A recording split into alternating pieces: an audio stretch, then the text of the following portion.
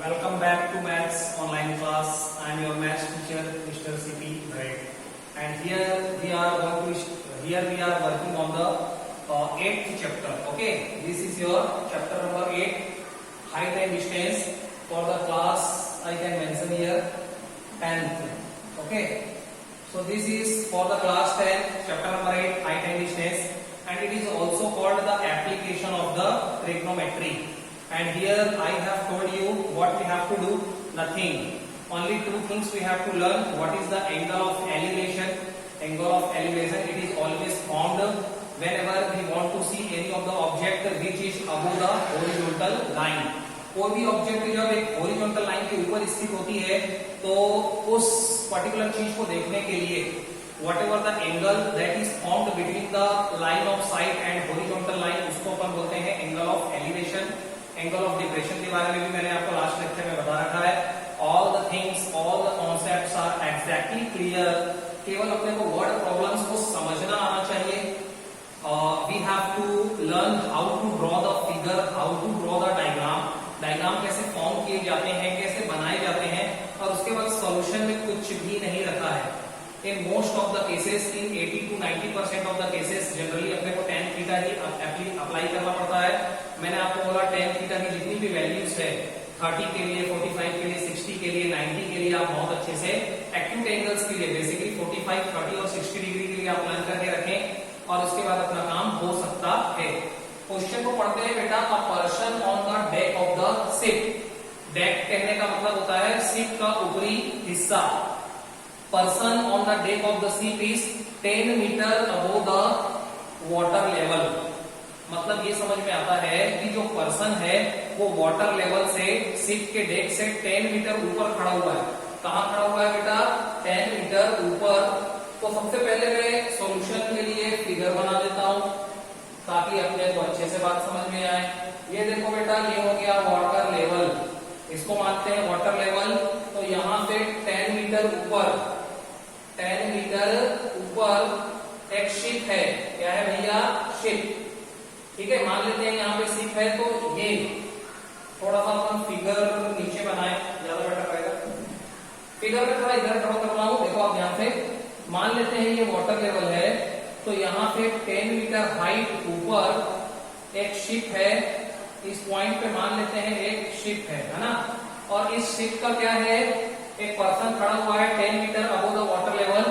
He observe that the angle of elevation of the top of the hill. यहां से जो angle of elevation होगा, मान लेते हैं ये हॉरिजॉन्टल लाइन है, तो ये एंगल ऑफ एलिवेशन होगा. ये कितना होगा भैया? 60 डिग्री. और ये किसका है? हिल का. हिल मतलब होती है पहाड़ी. हिल मतलब पहाड़ी. तो एंगल ऑफ एलिवेशन लेकिन 10 metre above the water level. समझ में आ गई होगी बात. एक पर्सन है जो शिप के डेक पे खड़ा हुआ है. वाटर लेवल से उसका डिस्टेंस कितना है? 10 metre above the water level. तो एंगल ऑफ एलिवेशन हिल के लिए कितना फॉर्म हो रहा है? 60 डिग्री. ये हॉरिजॉन्टल लाइन है. आगे बोला गया and angle of depression. Angle of depression हमेशा जब हम लोग नीचे देखते हैं तो फॉर्म होता है लाइन ऑफ साइट का, जो हॉरिजॉन्टल एंगल से एंगल होता है. जब कोई भी नीचे की ऑब्जेक्ट्स को अपन ऑब्जर्व करें तो उसको क्या बोलते हैं? Angle of depression. तो एंगल ऑफ डिप्रेशन दिया गया है भैया. The base is 30 degree. Water के बेस का एंगल ऑफ डिप्रेशन दिया गया है 30 degree. Then find the distance of the hill from the ship. Ship से हिल का डिस्टेंस मेरे को फाइंड आउट करना है. और इस तरीके से अपन इसको कंप्लीट करते हैं, इस तरीके से डायग्राम बना करके. ठीक है, डायग्राम थोड़ा आप ध्यान से समझिएगा बेटा. ये ऐसा बनेगा.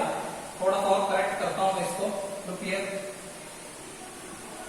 आप स्केल से ही ड्रॉ करना. ठीक है, इस तरीके का ऑलमोस्ट फिगर ड्रॉ होने वाला है. दोनों राइट एंगल ट्रायंगल बनेंगे. ये भी राइट एंगल ट्रायंगल बनेगा बेटा. नीचे भी राइट एंगल ट्रायंगल बनेगा. ये तो हो गया डिस्टेंस. इसको अपन थोड़ा नाम दे देते हैं ए. शिप को हटाते हैं बी. इसको नाम दिया सी और नीचे वाले को नाम दिया डी. अपने को फाइंड आउट क्या करना है? Find the distance of the hill from the ship. Ship से हिल के बीच का डिस्टेंस मान लेते हैं x है. And height of the hill, height of the hill AC को मान लेते हैं h. ठीक है, तो यहाँ पे मैं दो चीजें सपोज करने वाला हूं. अब देखना सॉल्यूशन पे आना बेटा. Suppose height of the hill, height of the hill, height of the हिल यहाँ पे क्या हो रहा है? AC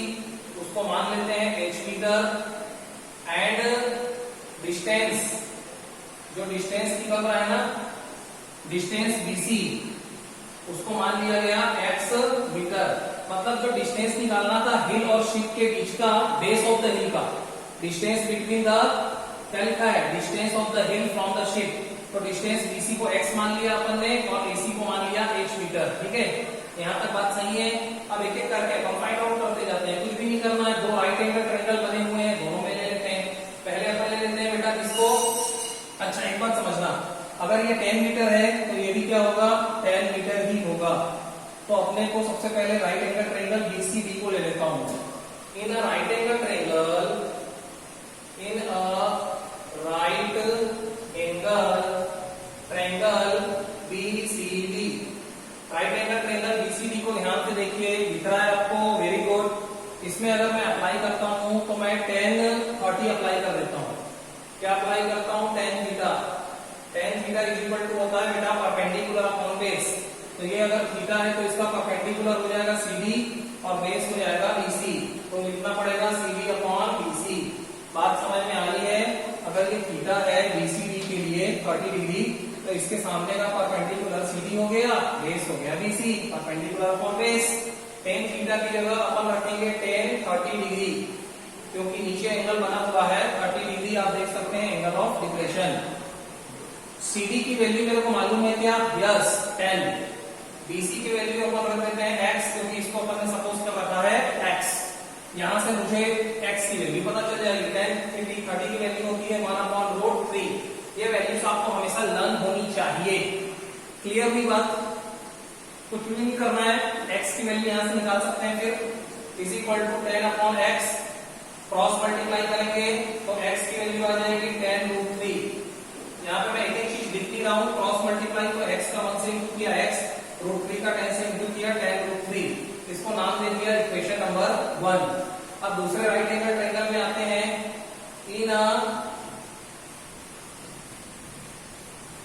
चलो यहाँ पे नहीं लिखूं मैं, कहां लिखूं बेटा, चलो यहाँ लिखता हूं, इन राइट एंगल ट्रायंगल, किसमें लेना है भैया, ऊपर वाले में लेना है, मतलब ABC। यहाँ पे भी अपन tan थीटा को अप्लाई करते हैं, तो tan theta is equal to क्या होता है, परपेंडिकुलर अपॉन बेस। अब की बार परपेंडिकुलर हो जाएगा AC अपॉन बेस, आपका हो जाएगा सेम BC। और यहाँ से अपने को एक बात समझ में आती है, यहाँ से आप यहाँ देखना tan थीटा की जगह आप रखेंगे tan 60, ठीक है, इज इक्वल टू AC की वैल्यू अपन ने मान रखा है h, क्योंकि ये क्या है, हाइट है, height of the hill. BC की वैल्यू को मान रखा है x। अब देखो x की वैल्यू यहाँ पे मैं फिल कर सकता हूँ क्या, अब देखो tan 60 की वैल्यू होती है √3 is equal to h। x की वैल्यू यहाँ से अपन पुट अप कर देते हैं tan√3, है ना, तो x की वैल्यू tan√3 आ चुकी है, तो यहाँ से अपन वैल्यू फिल कर सकता हूँ मैं tan√3, या यहाँ पे लिख देते हैं अपन, चलो अभी x लिखते हैं, अभी फिलहाल x लिखते हैं। अब लिखता हूँ put the value of x from first से x की वैल्यू को पुट अप करने पर, ठीक है, √3 is equal to h upon x। What is the x here, tan√3। यहाँ पे अपने को h की वैल्यू निकल जाएगी, कैसे निकल जाएगी, क्रॉस मल्टीप्लाई करोगे तो h का इंटू 1 से होगा, तो h की वैल्यू आ जाएगी tan√3 इंटू √3। और इसको जैसे सॉल्व करेंगे तो आपको मालूम होना चाहिए √3 और √3 बाहर आ जाएगा बेटा 3, तो आंसर आ जाएगा 30 मीटर। ये आपका एक आंसर आ गया। h की वैल्यू आ गई, h की वैल्यू कितनी आ गई, 30 मीटर। h की वैल्यू कितनी आ गई, 30 मीटर। अब इसके बाद अपने को मालूम होना चाहिए x की वैल्यू भी निकालनी है, दो चीजें निकालनी है, एक तो h निकालना है, एक तो x निकालना है। तो h की वैल्यू तो आंसर में आ गया। अब x की वैल्यू निकालनी है, तो x की वैल्यू क्या है, tan√3। x की वैल्यू तो पहले ही निकल चुकी है tan√3, इसको आप आंसर मान लो, ठीक है। x की वैल्यू tan√3, ये भी आंसर हो सकता है, या इसको रेशनलाइजेशन करने की, देखो ये आंसर हो गया x की वैल्यू tan√3। √3 की वैल्यू आपको मालूम है 1.732 होता है, वैल्यू फिल कर सकते हैं। अब अगर आप इसको सॉल्व करोगे फर्दर तो आपको मिलेगा ये 3 डिजिट्स के बाद पॉइंट लगाना है 1 2 3, तो आंसर आ जाएगा बेटा 17.32 मीटर आंसर। तो अल्टीमेटली अपने को ये बात पता सॉल्व करना बहुत ही आसान था। कुछ भी नहीं करना है, क्वेश्चन को पढ़ना है, डायग्राम ड्रॉ करना है। दो राइट एंगल ट्रायंगल फॉर्म हुए, दोनों में मैंने tan थीटा अप्लाई कर दिया क्वेश्चन को रीड करके। बस अपने को ये समझना था ये 10 metre above the water level है, एंगल ऑफ एलिवेशन 60 डिग्री है, एंगल ऑफ डिप्रेशन 30 डिग्री है। अपने को डिस्टेंस पूछा जिसको अपन ने x माना, हाइट पूछा जिसको अपन ने h माना। एक बार लेफ्ट डाउन वाले राइट एंगल ट्रायंगल में अपन ले गए, एंगल ऑफ डिप्रेशन लगा दिया, एक इक्वेशन मिला। एक बार ऊपर वाले राइट एंगल ट्रायंगल को कंसीडर करना है, फिर से अपन ने tan थीटा अप्लाई किया, दूसरा इक्वेशन मिला और दोनों को फर्दर सॉल्व करा क्रॉस मल्टीप्लाई करके, तो दोनों की वैल्यूज मिलती है h is equal to 30 metre and x is equal to 17.32 metre. ये दोनों आपके आंसर्स हैं। तो बेटा समझ में आ गया होगा। अब मैं क्वेश्चन रब कर रहा हूं, नया क्वेश्चन करते हैं, ठीक है। चीजें थोड़ी लेंथी है इसलिए आप समझना, और बाद में भी आपको पीडीएफ प्रोवाइड कराया जाएगा, तो सारे सॉल्यूशंस आपको मिलने वाले हैं, नो नीड टू वरी, ठीक है। एक नया क्वेश्चन लिखा हूं बेटा, ध्यान दो। Question number 5, question number 5। ये मैं कॉपी उठा के रखा मैंने बस क्वेश्चन के लिए, है ना, उसके बाद अपन सॉल्यूशन करेंगे फिर से। The angle of elevation of a cloud, the angle of elevation of cloud, of a cloud,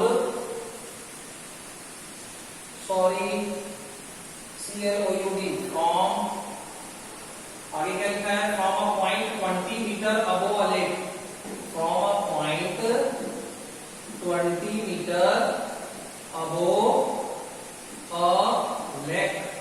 उसी तरीके का क्वेश्चन है ये, देखो एंगल ऑफ एलिवेशन है, क्लाउड मतलब बादल का, from a point 20 metre above a lake, एक ऐसे पॉइंट से जो कि 20 मीटर ऊपर है, लेक मतलब झील के, है ना। से पॉइंट ए, यहाँ पे लिखा है उस पॉइंट को मान लेते हैं ए, से पॉइंट ए क्वेश्चन में दिया गया है ऐसा, इस 30 डिग्री, इस 30 डिग्री कहने का मतलब एंगल ऑफ एलिवेशन 30 डिग्री है। If the angle of depression of its reflection, if the angle of depression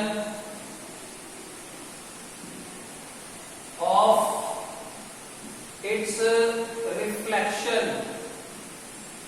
अब देखो क्लाउड का क्या होगा बेटा, क्लाउड अगर ऊपर रहेगा, बादल ऊपर रहेगा, तो उसका रिफ्लेक्शन मतलब उसका प्रतिबिंब, उसका एक मिरर इमेज फॉर्म होगा।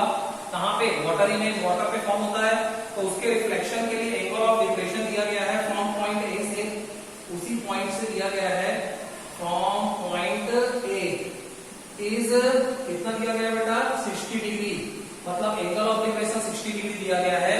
Find the distance of cloud from point A, find the distance of cloud, find the distance of cloud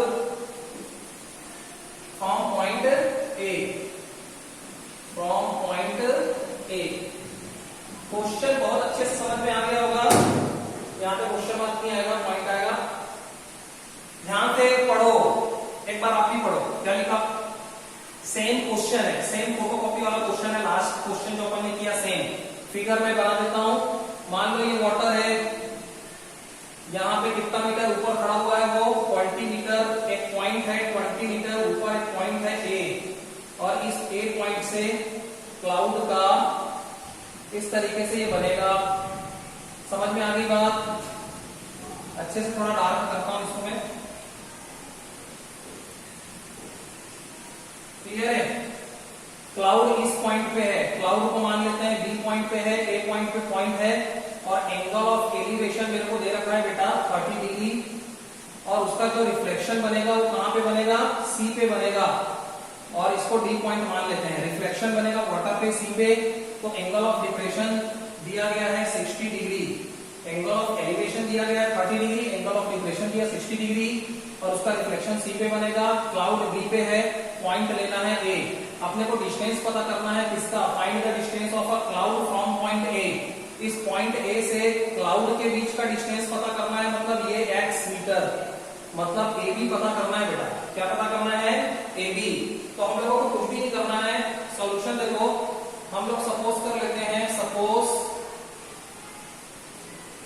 distance of cloud, सही है। Suppose distance of cloud from point A, from point A is equal to मान लिया x metre. x metre मैंने figure में भी माना, यहाँ पे भी इसको लिख दिया। मुझे ये x निकालना है और अपने को कुछ भी चीज मालूम नहीं है। ये अगर 20 मीटर है तो ये भी क्या होना चाहिए 20 मीटर। ये भी अपने को मालूम नहीं है बेटा BD, पता है क्या, नहीं मालूम है। तो चलो चलते हैं, क्या करना है अपन पहले ले लेते हैं in right angle triangle, in right angle, थोड़ा इधर से स्टार्ट करें। इन राइट एंगल ट्रायंगल, पहले नीचे में ले लेते हैं ACD, जैसा लास्ट टाइम किया था। तो यहाँ पे हम लगाते हैं बेटा tan theta, tan theta is equal to हो जाएगा CD अपॉन AD, देखते रहो आप, CD अपॉन AD। तो tan थीटा, थीटा क्या लेना पड़ेगा 60 डिग्री, क्योंकि एंगल ऑफ डिप्रेशन 60 डिग्री है।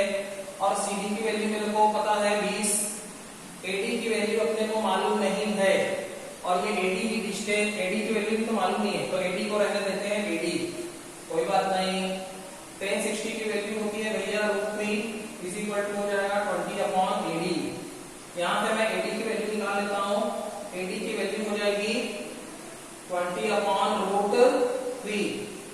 यहाँ तक बात सही है। इसको दे देते हैं इक्वेशन नंबर 1। अब एक काम करते हैं, दूसरे राइट एंगल ट्रायंगल में चलते हैं। इसके बाद आप यहाँ पे जाना, इन राइट एंगल ट्रायंगल, ऊपर वाले में चलो ABD,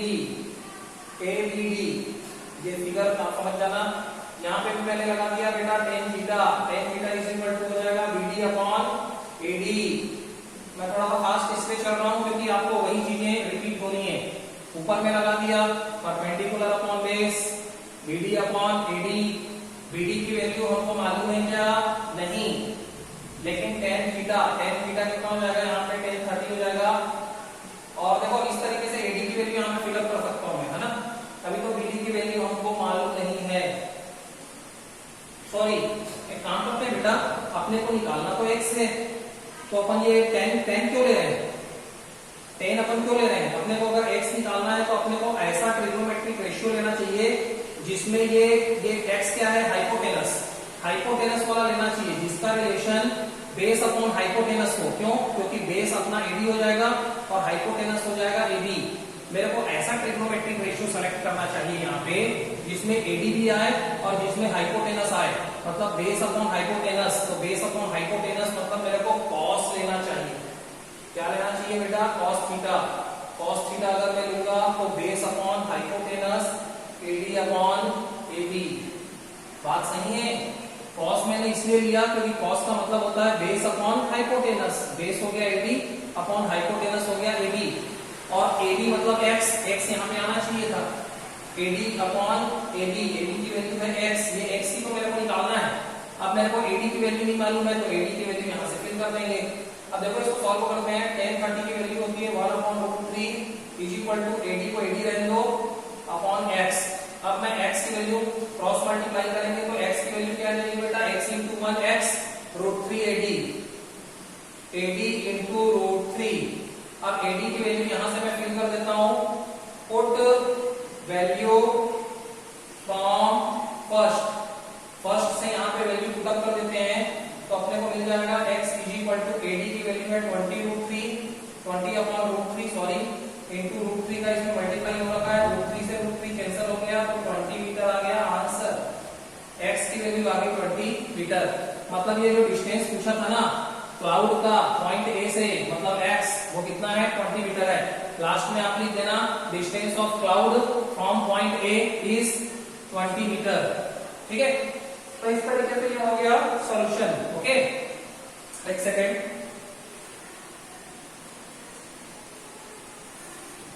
एक आध क्वेश्चन और ले सकते हैं क्या, थोड़ा सा फास्ट करेंगे तो एक आध क्वेश्चन और हो जाएगा बेटा। चलो कोशिश करता हूं मैं एक क्वेश्चन और करने की, है ना। चलो एक क्वेश्चन और करते हैं, आई थिंक हो जाएगा। थोड़ा सा फास्ट लिखना पड़ेगा, बस क्वेश्चन लिखने की दिक्कत है। बाकी तो कोई दिक्कत नहीं। थोड़ा सा फास्ट लिखता हूं। देखो कॉपी मैंने फिर पकड़ी क्वेश्चन के लिए, क्वेश्चन नंबर 6 बेटा है ना, क्वेश्चन नंबर 6, क्वेश्चन नंबर 6 बोला गया है the angle of depression of two ships, the angle of depression of two ships, two कितने शिप्स हैं, दो, मतलब दो जहाज हैं, उनके डिप्रेशंस के बारे में बात कर रहा है। From the top of light house, from the top of lighthouse, lighthouse मतलब समझ में आता है आपको, lighthouse मतलब प्रकाश का स्तंभ, ठीक है, समुद्री एरिया में बहुत सारे लाइट टावर होते हैं ना वो, और शिप्स कहाँ होती है, नीचे होती है। From the top of lighthouse 60 metre house at 60 metre height, मतलब इसकी जमीन से दूरी कितनी है, शिप से पानी वाटर लेवल से इसका डिस्टेंस है 60 मीटर हाइट पे, from sea level, from sea level, ठीक है। Are 30 degree at 45 degree, are 30 degree at 45 degree. पहले क्वेश्चन लिखते हैं फिर समझेंगे। If two ships are on the same side, if two ships are on the fast चले थोड़ा सेम साइड, मतलब दोनों शिप्स एक ही साइड पे हैं, ऐसा नहीं है कि अपोजिट साइड पे हैं, एक ही साइड पे है। ये जो लाइट वाला टावर है उसके एक ही साइड्स पे हैं, ठीक है, okay. If two ships are on the same side of the lighthouse, of the light house, then find the distance between two ships, find the distance, okay, between two ships,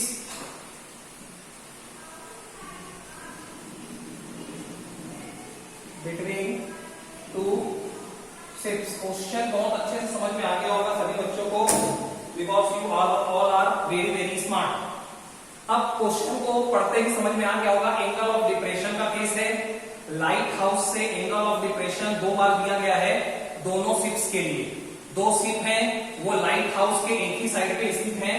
तो diagram को समझना बेटा, मैंने ये बना दिया light house, कितना metre height है इसका, 60 मीटर हाइट है, मैंने लिखा बेटा 60 मीटर, मान लेते हैं इसको ए और बी, लाइट हाउस को मान लेते हैं A B, 60 metre height. Angle of depression का केस है तो ये अपना हो गया हॉरिजॉन्टल लाइन, बोलो यस, और यहां पे जो नीचे की तरफ एंगल बनेगा इसको इस तरीके से बना के रखते हैं अपन, समझ में आ गया होगा। और मान लेते हैं दो शिप है, एक शिप यहाँ पे है, एक शिप यहाँ पे है, मान लेते हैं एक शिप सी पॉइंट पे है, दूसरा वाला शिप डी पॉइंट पे है, क्लियर है क्या बात, यस। ए बी हो गया आपका लाइट हाउस, दो शिप एक ही साइड पे है सी और डी। एंगल ऑफ डिप्रेशन कहने का मतलब हॉरिजॉन्टल लाइन से लाइन ऑफ साइट के बीच का एंगल, हमेशा जब हम नीचे की ऑब्जेक्ट को देखते हैं तो फॉर्म होता है। पहले वाले शिप के लिए एंगल ऑफ डिप्रेशन लिखा गया है 30 डिग्री, तो ये 30 डिग्री हो जाएगा। और दूसरे वाले शिप के लिए एंगल ऑफ डिप्रेशन मतलब इसको जब मैं इससे मिलाऊंगा तो इस वाले एंगल को मानेंगे, एक सेकंड समझना, ये टोटल पहले वाले शिप का तो 30 डिग्री है और दूसरे वाले शिप का है 45 डिग्री। समझ में आ गई होगी बात बेटा, जाहिर सी बात है जो बड़ा एंगल होगा वो 45 डिग्री होगा, जो छोटा एंगल होगा वो 30 डिग्री होगा। तो अगर ये 30 डिग्री है तो यहाँ पे भी क्या फॉर्म होगा, 30 degree, because we know that alternate interior angles are always equal. ये हॉरिजॉन्टल लाइन आपके ग्राउंड वाले लाइन के पैरेलल है, तो ये जो 30 डिग्री होगा तो ये भी 30 डिग्री होगा, क्योंकि अल्टरनेट इंटीरियर एंगल इक्वल्स होते हैं। If the one line cutting the two parallel lines, so the alternate interior angles are always equal. इसी प्रकार अगर ये 45 डिग्री है तो ये वाला भी 45 डिग्री होना चाहिए, क्योंकि again same concepts come in the focus. मैंने आपको पहले भी एक क्वेश्चन में बताया था, जब भी एंगल ऑफ डिप्रेशन का केस होना तो ये अल्टरनेट इंटीरियर एंगल से, अगर ये 30 है तो यहाँ पे भी 30 फॉर्म होता है, ये 45 है तो यहाँ पे भी 45 होता है। अब आपको केस समझ में आ गया होगा, हमको निकालना था distance between the two ships. तो distance between the two ships मतलब CD निकालना है, जिसको हम लोग सपोज कर लेते हैं x मीटर। अब सॉल्यूशन देखना बेटा, सॉल्यूशन में मैंने लिख दिया distance between the ships, distance between ships, distance between ships को अपन मान लेते हैं x मीटर। एक्चुअल में ये CD है, यहाँ पे is equal to CD is equal to x metre. ये समझ में आ गया होगा। अब कुछ भी नहीं करना है, दो राइट एंगल ट्रायंगल आपको दिख रहे होंगे, एक राइट एंगल ट्रायंगल ABC, पहले ABC पे लगा देते हैं, ठीक है, और ये 60 मीटर दिया गया है। चलो लगाते हैं, finally we will see distance between the two ships. पहले लेते हैं in a right angle triangle, in a right angle triangle, एक राइट एंगल ट्रायंगल ऊपर पकड़ते हैं ABC, in a right angle triangle ABC। ध्यान से देखते रहना, मैंने लगाया tan थीटा, क्योंकि हाइट और डिस्टेंस से रिलेशन है, इसलिए tan थीटा अप्लाई किया। tan थीटा ABC को ध्यान से देखिए, tan थीटा मतलब tan 45 इज इक्वल टू हो जाएगा perpendicular upon base AB upon BC, AB upon BC। tan theta की जगह वैल्यू क्या है बेटा, इसके लिए 45 है, तो tan 45 इज इक्वल टू हो गया AB। AB की वैल्यू अपने को पता है 60 मीटर अपॉन BC। BC मालूम नहीं था बट अब मालूम चल जाएगा, कोई बात नहीं। tan 45 की वैल्यू आपने लर्न करी होगी बेटा, because I have finished 2 chapters before it. इसके पहले जो 2 चैप्टर फिनिश हुए हैं उसमें tan 45 आ चुका है, 1 होती है वैल्यू, 1 मैंने फिलअप कर दिया, सो 60 अपॉन BC। और यहां से अपने को पता चलता है BC की वैल्यू कितनी होने वाली है, 60 मीटर। क्रॉस मल्टीप्लाई कर लिया, इसको दे देना 1। अब मैंने सेकंड राइट एंगल ट्रायंगल पे आते हैं, in a right angle triangle, second वाले पे आ जाते हैं, in a right angle triangle. Second वाला राइट एंगल ट्रायंगल लेना पड़ेगा AB और D, ABD बड़े वाले में लेना पड़ेगा ABD, क्योंकि ये 90 डिग्री है, आपको अच्छे से पता है। In a right angle triangle ABD में फिर से अपन लगाते हैं बेटा tan theta, so tan theta मतलब ये tan 30 लगेगा, tan 30 is equal to perpendicular upon base, perpendicular हो जाएगा AB अपॉन बेस मतलब पूरा का पूरा बड़ा वाला डिस्टेंस BD। समझ में आ गई बात। अब देखो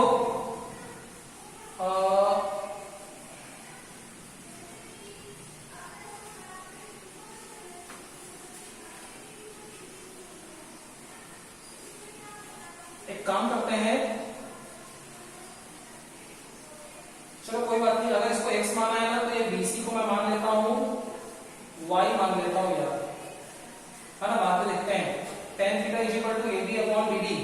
tan थीटा की वैल्यू हो जाएगी tan 30 इज इक्वल टू हो जाएगा बेटा AB तो अपना हो गया 60 अपॉन BD की जगह पे अब मैं लिख सकता हूं x प्लस y। समझ में आ गया आपको।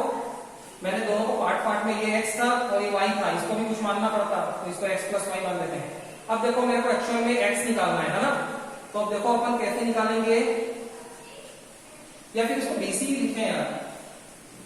चलो BC को अपन ने अगर y माना है, यहाँ पे क्रम करता हूँ, इसको BC लिखता हूँ। BD की वैल्यू हो जाएगी, एक सेकेंड, BD को अपन लिखते हैं पहले BC प्लस, थोड़ा सा रुको, AB की वैल्यू तो पता है 60, क्लियर। इसके बाद अपने को BD भरना है, BD को अपन लिख सकते हैं BC प्लस CD। tan 30 की वैल्यू अपने को मालूम है 1/3 होती है, 60 अपॉन क्या हो जाएगा BC की वैल्यू मैं निकाल चुका हूँ 60, डायरेक्ट फिलअप कर देता हूँ 60 प्लस CD की वैल्यू कितनी है बेटा x।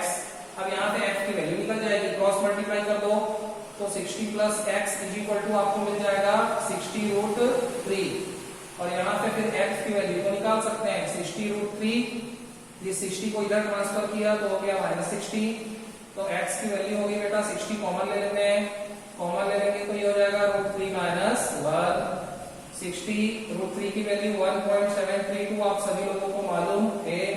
अब इसको फर्दर सॉल्व करेंगे तो 1.732 में से 1 चला गया तो आया 0.732। अब इसको 60 से मल्टीप्लाई करो तो 0 लगा दिया मैंने, 6 2 जा 12 कैरी 1, 6 3 जा 18 और 1 19 कैरी 1, 6 7 जा होता है 42 में 1 जोड़ा तो हो गया 43।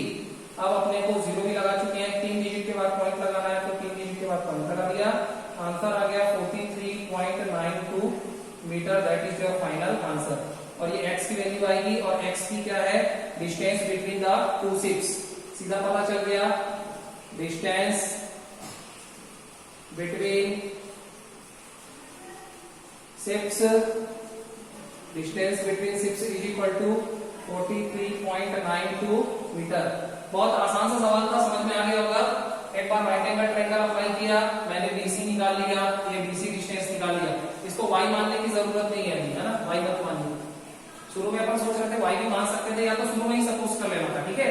तो BC अपन यहाँ पे निकाल लेंगे, फिर बड़े वाले राइट एंगल ट्रायंगल में लेंगे तो रिलेशन आ जाएगा BC plus CD, BC 60 plus x। अब केवल x के रूप में ये इक्वेशन अपने को सॉल्व करनी है, क्रॉस मल्टीप्लाई करना है, √3 की वैल्यू फिलअप करनी है, कॉमन निकालना है, 1.732 होती है, इनटू करना है। बस आपको ये पता होना चाहिए कि tan कैसे अप्लाई करते हैं, परपेंडिकुलर अपॉन बेस, वैल्यूज आपको मालूम होनी चाहिए बेटा 60 डिग्री 45 डिग्री के लिए। और दो इक्वेशन हमेशा बनेंगे, पहले इक्वेशन से एक अननोन क्वांटिटी की वैल्यू आएगी, उसको दूसरे इक्वेशन में फिलअप करना पड़ेगा जहां पे भी रिक्वायरमेंट हो। तो प्रैक्टिस इज मस्ट, प्रैक्टिस बहुत जरूरी है, practice more questions. Till then thank you so much.